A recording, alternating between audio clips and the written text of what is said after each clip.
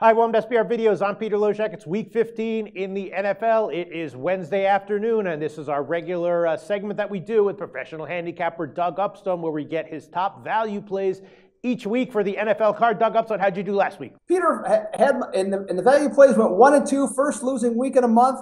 But on the other video, we're still rolling with those, and I think I got 3 picks this week that are going to surprise a lot of people and all be winners. Okay, sounds good. We're all ears. Doug Upstone, what is your first value pick for NFL Week 15? My first value pick, Peter, is with the Minnesota Vikings. Now, for extended periods of time last week, Minnesota actually outplayed Arizona, and they were ridiculous 10-point underdogs on the road, but they ended up not covering because they lost the turnover battle 3-0. Now, Minnesota has lost 2 in a row and 3 of 4, but I think at -5.5, this is a good, affordable price against the Chicago Bears, who, in this case, have also dumped 3 out of 4, but they have worse news is they lost to San Francisco and Washington at home, which was each team's first road victory. So the Bears' run defense, Peter, has been playing fairly well up until the last month when they have given up 141.7 yards per game. Now they're going to face Adrian Peterson, who, oh, by the way, is the leading rusher in the NFL, and I look for him to have an absolutely monster game against the Bears.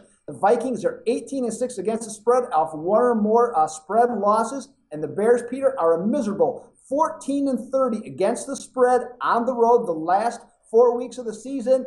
Vikings by double digits. I can see it. I can see it. This is still a game that I'm conflicted on. It's just a lot of points. The Vikings have been a great bet all year long, though. Doug Upson, what's your second value pick? My second value pick, Peter, is with Arizona to cover against Philadelphia. Now, Philadelphia, I'm not on board with them. I know they've won their last 2 games, but in this case, all 4 of their previous games, they have lost against the stats.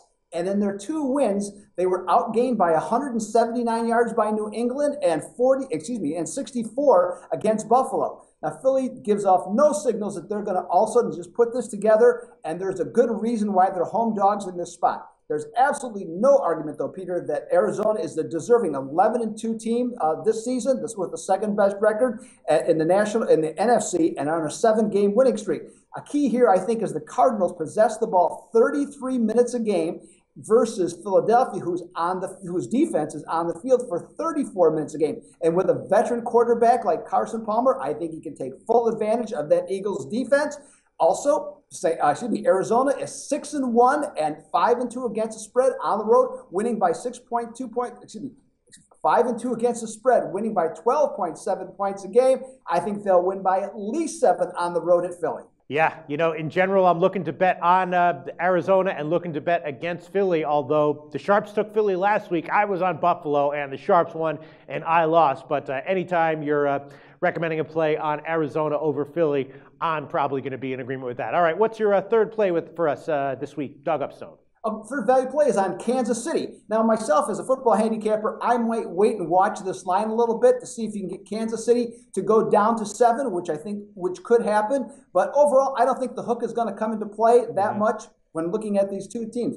As I said last week, Kansas City I thought was in a dull spot, and they played like it, needing all 60 minutes to beat San Diego 10-7. But I think that game is now behind them. I think they're going to be a little more ready to go now that they see that the postseason is really in front of them by playing well the next 3 weeks. And I think they're going to play a Baltimore team that is really struggling just to even, Peter, get 11 guys on each side of the ball that are competent enough to play, let alone trying to think about winning. When looking at this game, Kansas City is only given up 12 points a game in during this winning streak versus Baltimore, who, other than the game on Monday night against Cleveland, which it's Cleveland, they're only scoring 13.7 points a game in their last 7, and their quarterback is Jimmy Clausen.